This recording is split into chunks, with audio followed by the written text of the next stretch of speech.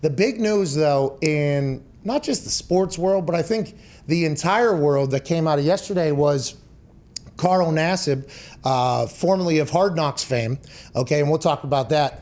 Listen, this Carl Nassib guy, we ain't never taken his fucking financial advice. No, definitely not. Okay? We seen it on HBO. He's living in a world that would be very cool financially with what he was talking about. But I did like the fact that this guy seemed to be incredible in the room. He was well liked by people. He was willing to get up there and speak. Did not know him, never played with him, but I had a lot of respect for somebody that can stand in front of football locker room, defensive line room, whatever it is, and do his whole thing and just have that confidence. So I was always impressed with him as a human, not his financial knowledge, but on Hard Knocks, seeing somebody speak. Anytime you see somebody speak and it's well received in a team, that guy has a lot of respect amongst his peers. Like, it is not easy to speak in a football locker room or anything like that. So although he was very wrong when I saw that, that's all my first judgment was.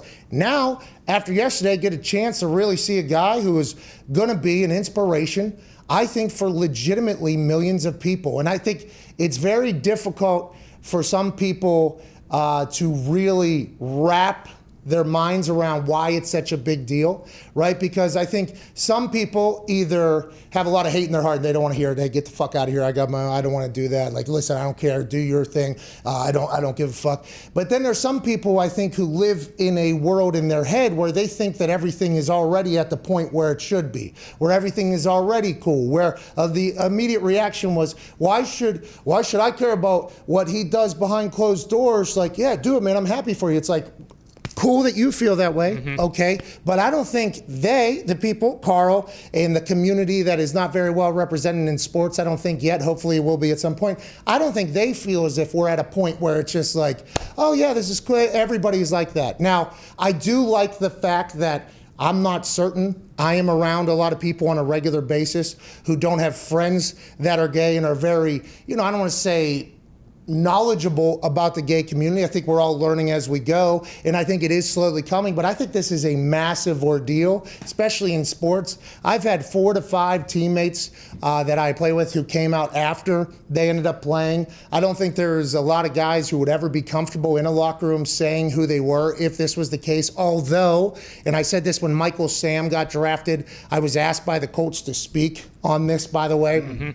Never asked to talk to the press any other time. That happened. It was obviously a big to-do because there was maybe 1 or 2 guys out of the over 1,000 guys in the NFL who came out and said something. And I think they said it from a place of ignorance, obviously, probably had never experienced or had a friend that was representing the gay community who had been in their lives, who had told them about potential things that have happened to them, said to them, and everything like that. But those 2 to 3 things that got said in a negative light about Michael Sam potentially coming into the locker room, or a gay player that isn't Michael Sam coming into the locker room, hogged the publicity, hogged the headlines. Negativity always does that, and I got a chance to be in a locker room whenever that whole thing was happening, and I felt like, and this might be just my pure optimism and mostly positive, like I did not sense that there was ever going to be, at that time with Michael Sam, in the locker room that I was in, I can't talk for every other locker room, although I have learned that a lot of the cultures are about the same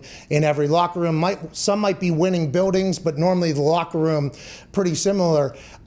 As long as you came to work, as long as you produced on the field, as long as you bought in meetings, and as long as you helped us ultimately achieve whatever our goal was, whether some people's goals were to win, some people's goals were to get rich, if you came in and helped that whole thing, the sense that I got from damn near everybody, coaches included, was like, hey, do what you got to do. Can't wait to have you or whatever. Michael Sam, obviously SEC Defensive Player of the Year. Yeah. For whatever reason, maybe his toolbox just didn't equate into the NFL, where it's the adult league. And by the way, that is even more so something about the NFL. You got a lot of Players of the Year, not just Michael Sam in college who are all-stars. They get to the NFL, can't make it because the NFL is a different animal for whatever reason. And hopefully it wasn't because he was gay is why he didn't make it. What I'm trying to say is when I was in there, it didn't feel like that was going to be the case. It truly felt like everybody was like, as long as he's a great player as long as he works hard and likes everybody and buys in, we'd love for him to be a teammate. That's what I said then.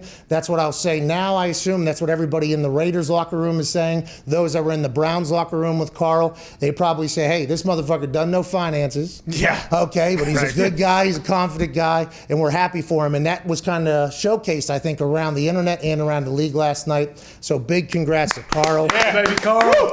He said he'd been sitting on that for a while. I don't know. He said he also donated to the Trevor Project, which, by the way, I think we're all kind of learning about as we go here. I feel like I should have known about that a lot more. I knew that there was higher suicide rates because of self-doubt, confidence, identity, everything like that, bullying. But the stat that he gave about how, if somebody is a role model basically or talks to somebody that is older, it'll save like 40% chance. It was like 84, I think. Yeah, it was like super high. It's crazy. It is absolutely a 40% better chance that they won't do it. I just think we're at the time now where we're learning a lot more about everything. Okay, I can open my phone, I can Google something that happened at a place I was and just learn about it immediately. There's no more like, you have to hear stories about somebody. I feel like the LGBTQ community is one that we can continue to learn about, continue to grow, and ultimately, hopefully, just live as a society completely together, which is what a lot of people say. Who cares what they do behind closed door? Let's hope that we get to a point where everybody views it that way, because that's legit. I know a lot of straight people that do fucking weird shit behind closed doors. Yeah. Okay? I find myself in those conversations with them. I'm like, what? Why are you telling me that? Like, is there a lot of people that do what you're doing right now? So you like peeing on people? Okay. Hey, good luck in there, dude. All right, good luck in there. So I understand that there are some hypocrites out there too who potentially say that they are against the gay crowd and they do shit in their lives that are considered unholy or whatever the hell it is considered. But I'm fucking pumped for Carl. I hope he obviously is at a point where he has a lot of peace, and hopefully he'll continue to play great football, and hopefully he'll lead the way for a lot more other people who are potentially not as comfortable as he is at this moment to kind of be comfortable with themselves and move along. Well, and to your point too about like why it is important for all those people saying like, well, why are we hearing about this? Who cares? Like you throw that stat out there, it's like, okay, this actually is making like a legit meaningful impact, and you can tell like in the video and everything, like it's not like a publicity stunt. It's not like he's trying to get his name out there. No, it was like a weight off his shoulder. Like, hey, I'm comfortable, and like this is a legit issue, and if I can put a face on it, why not do it? So we had in college a couple teammates. Whenever I was young, they were older, and then when I was older, a couple guys that were younger.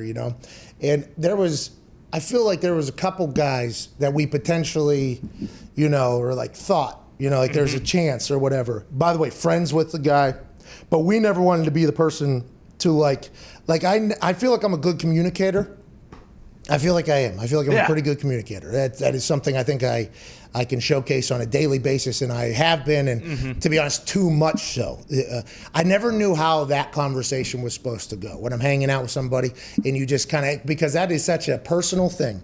And I think for those teammates of mine that I saw eventually, and I think I seen it on Facebook, a video came out or whatever, I was like so incredibly happy for them. Like, man, this has to be such a better life now, as opposed to just fake whatever you had to do in almost every situation that you thought you couldn't be yourself. Couldn't even imagine. Pumped for you now getting to be yourself without everybody ever thinking, saying, or doing anything. You're just like, yep, let's go. This is how we roll. Let's keep it moving.